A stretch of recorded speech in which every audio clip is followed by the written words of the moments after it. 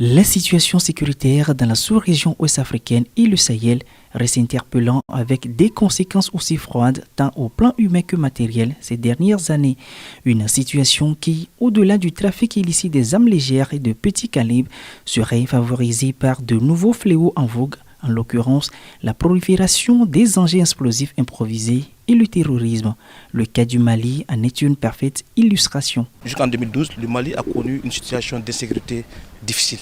Difficile due à la présence de différents acteurs, qui sont des acteurs non étatiques, qui sont venus d'ailleurs et qui sont incrustés sur le territoire malien et le déstabiliser. Et c'est les armes qui ont été introduites sur ce territoire-là, utilisées par des personnes malveillantes, par des individus malveillants, pour déstabiliser non seulement le Mali, mais un peu au niveau de tous les pays de la sous-région. Nous sommes engagés aujourd'hui dans un processus de désarmement, démobilisation et d'intégration. Un engagement qui, loin d'être isolé, se voudrait plutôt être commun et sous-régional pour une lutte plus efficace au profit de l'espace CEDEAO. Et c'est justement la vision poursuivie par cette réunion régionale de coordination des commissions nationales des armes légères des États membres de la CEDEAO, ouverte ce 24 novembre 2022 à Lomé. Même pendant la guerre, il y a quand même des armes qu'il ne faut pas utiliser.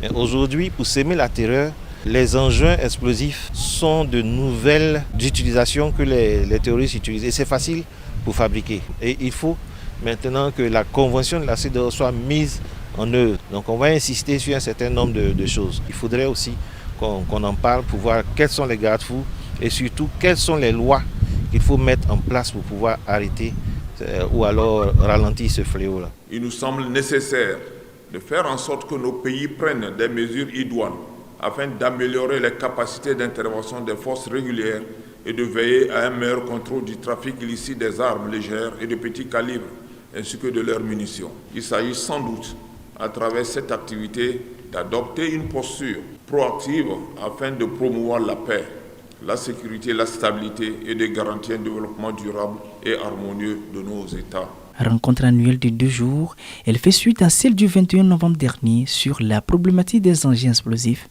improvisés.